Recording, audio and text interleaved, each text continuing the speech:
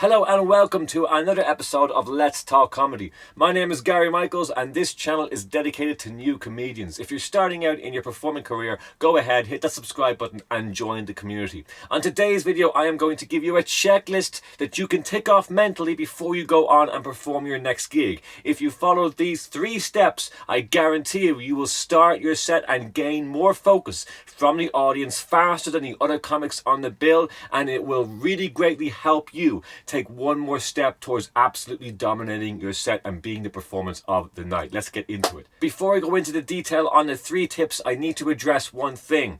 This video is for the people who are going to be watching the entire show. Certainly for the comics who are going to be watching the show before they get to perform. Now, there are a minority of performers who like to turn up 5 minutes before going on, perform, and then leave straight away. And if that's the way you like to do it, then that's fine. But I'm here to tell you that if you continue to do it that way, you're going to be left out of the group and you're not going to know the overall vibe of the show, and you're not going to be able to run with the ball and do the kind of performance that that night needs in that particular moment. So if you do arrive just before going on, you perform and you leave again, that's fine. But these tips are going to be for the people who are watching the entire night. And you will see why in a moment, because you need to be there before you go on watching the other acts in order to be able to implement these into your routine. So let's get into it with tip number 1. The first thing to mentally think about before you perform is the overall vibe of the show. Now, this is the most obvious one, but it does need to be discussed because it's so important. Obviously, we need to be sitting in the audience watching the show, and we need to genuinely understand the overall vibe of the show. Is the night going successfully or is it not going successfully? This will depend on what style we are going to open up the introduction to our show, and it also depends on maybe the kind of material we are going to try out. If a night's going bad, you do not want to start trying all loads of new jokes that you've never done before and have no idea if the audience are going to be opening up to them or not. You want to stick to what you know works, and this is a great moment to help cement in performances that you know work, because you have a difficult audience, you know, because the night's not going well, and so it's a great opportunity for you to develop jokes that do work and make them even better, because we get used to performing great sets and great routines and routines that we know work in front of an audience that are open to it, so we go back to the same clubs and perform the same sets. Well, here you have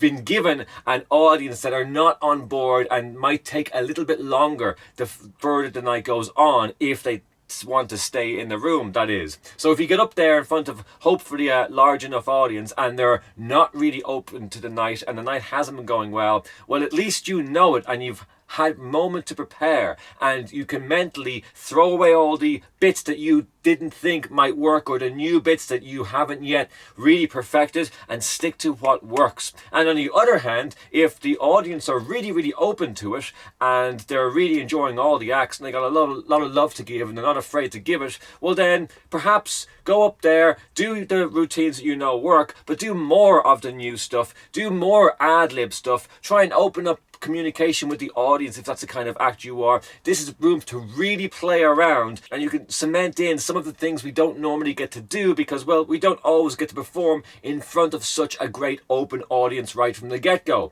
So obviously you need to know the overall vibe, and usually the overall vibe is there because of the MC. Now, if all the acts aren't up to scratch, or if all the acts are smashing it out of the park, that is going to stand to or against the night, obviously. But if the MC is not on form, or if the MC can't really do the MC role, maybe they're a great comic but they're not a great MC, well, you need to be in the room to witness this and know, well, maybe you need to do a little bit of MCing before, at the very beginning of your set. And what I mean by that is just going up and going easy on the audience, opening up dialogue with the audience, waking them up a little bit before you go into your routine. Because if you go into your routine in front of a bad audience, they're just going to treat you like they treated every single other act and stop listening and not give you and your jokes the attention that they deserve. So if you need to do a little bit of MCing at the beginning of your night because the MC isn't doing it, well then don't be afraid to do that. It's an open mic and you're at the beginning, and all of these things that you can think about on the spot and learn from and realize in the moment, well, they're only going to stand to you later on. So if you need to do someone else's job because they can't do it, by all means, you do it and you smash it, and then go into your material after you've won over a little bit. Okay, let's move on to tip number 2. As always, if you're liking the content on this video, go ahead, give it a like. That's all you need to do. It lets YouTube know you are enjoying it. It shows it to more people, and it makes me very grateful indeed. Let's get on with the video. The second tip is this: who in the room is the leader of the pack in terms of enjoyment? Usually there is a particular person or a group of people who are liking and enjoying the show more than anybody else in the room. They laugh louder, or maybe they're just more open to it, or maybe they want to get more involved through communication. You need to mentally know who and where they're sitting, so that when you go up there, you can perform your best material with the energy that they are giving. You can now, even if you're a deadpan act, you can still do this in your face, and you can still do this with the enjoyment of how you deliver the lines. And you're going to spend a lot of time with eye contact with people who are open to what you're saying, obviously, because if you spend quality time delivering punchlines that you know usually work, and while you delivered that line, you were looking at a group of people who are open to the comedy anyway, and they laugh, it's letting everyone else in the room know it's okay to laugh. And that's kind of, in a weird way, what we do. We let people know it's okay to laugh at the material, especially if we're doing absurd material or material that is bizarre or offensive material. They are the ones that you really need to let people know that, hey, it's okay to laugh, we're all having a little bit of fun here. And what better way to perform that to someone who is really, really enjoying it? Now, sometimes at some gigs, it's not so obvious to see who's enjoying it more than anyone else. Sometimes we aren't lucky enough to be given a section of the audience laughing so much louder than the other sections of the audience, and that's perfectly fine. That's a regular gig. Sometimes everyone's going to be laughing at pretty much a consistent pace throughout, and you can just treat the entire room as the same group. But I would even urge you to look around, and even when in terms of body language, even if they only look like they're enjoying the night 5% more, you can still do the same theory. You can still look at those people, because it's still going to serve you the same way. It's still a lot better than just looking to the back of the room and not really addressing anybody. And it's also a lot better than looking at someone who might not be as open. So just have a mental note of anyone in the room who's enjoying it clearly, and better than that, other people can see that they are enjoying it clearly. So when you get up there and you do your opening bit, and if it's want to talk to the audience, or you start with a joke, or you start with introducing yourself, you're doing it kind of like you're a member of their group. Kind of like they already know me, they're going to be loving this set. So you go up there with that confidence, because people are already enjoying it and you're a part of it. So why not go up there with that kind of confidence and thinking that they're also going to love you? If they turn against you, maybe you've done something wrong. But usually, if people are enjoying the entire night and are enjoying all the different styles of comedians, they're most likely going to enjoy what you are about as well, unless you do something really wrong and offend them all straight away. Certainly do not offend people in the room who are having a good time. Don't start off with that.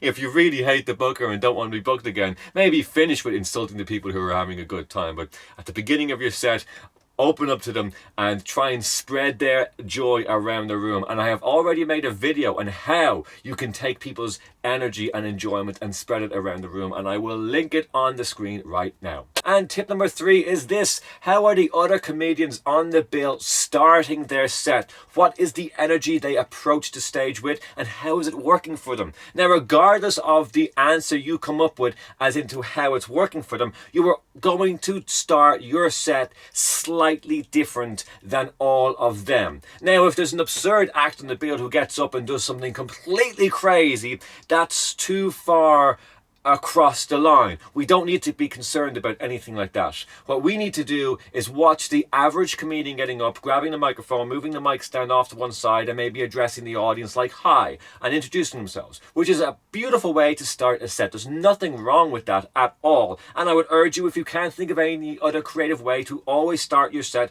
very, very simply with a smile on your face, walk up, take the mic mic off the mic stand, move it to one side and say hello. It works and it's done and there's nothing wrong with it, and you can absolutely start your set that way. But if all of the acts are doing that over and over again, well, by approaching the stage and by approaching a performance just that little bit different, it's going to alert senses in your audience that something a little special is happening right now, because they've seen a lot of acts. Now obviously if you're the first act up, you can kind of do whatever you want, but we're not always going to be the first act up. And if you're the third or fourth, or even if you're in the second section and you come up and you perform just a little bit different, perhaps you start a few seconds in without touching the microphone, and what that does is it's a little harder to hear, so the attention rises a little bit, and maybe you come on the stage a different way, or maybe you don't enter the stage before you go into your first joke, you start on the ground before you actually get on the platform,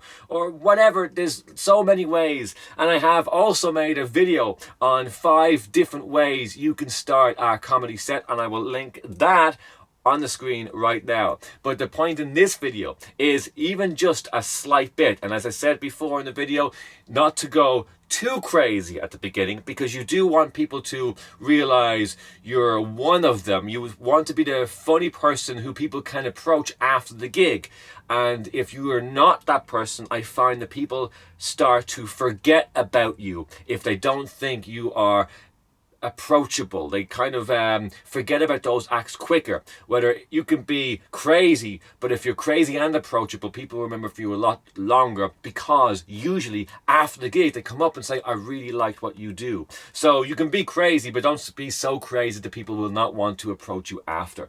That's a whole separate thing. I might even make a video on that, because I've seen that happen over and over again too.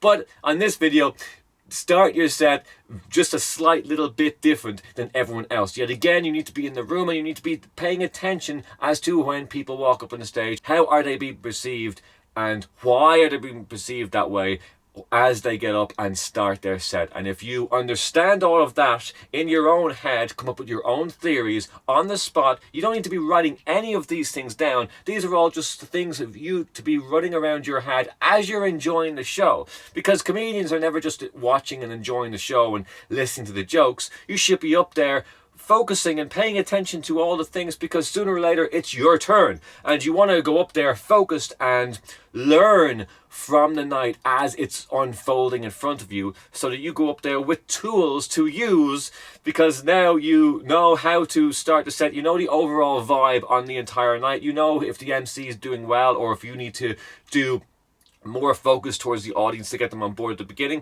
You know who the leader of the pack is, you know how to engage with them, and you know who might need a little bit more work. That's another great thing about knowing who the leader is. Well, if these people are loving it, who's not loving it? Who do I need to spread the energy to? If you can make people go from liking the night 10% to 30% or 40%, well, you've done a fantastic performance. That's great. If the people who are loving the night are really loving it, and the people who are only having a mildly good time are really enjoying it when you leave, well, that's a job well done. Sometimes we only need to raise it just 5% and it's a job well done on a difficult gig.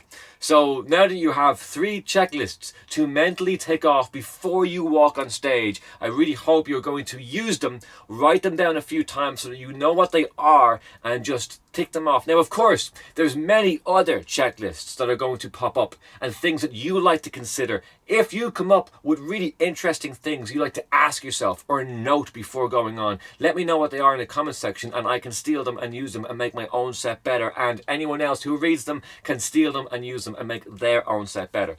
So that's it.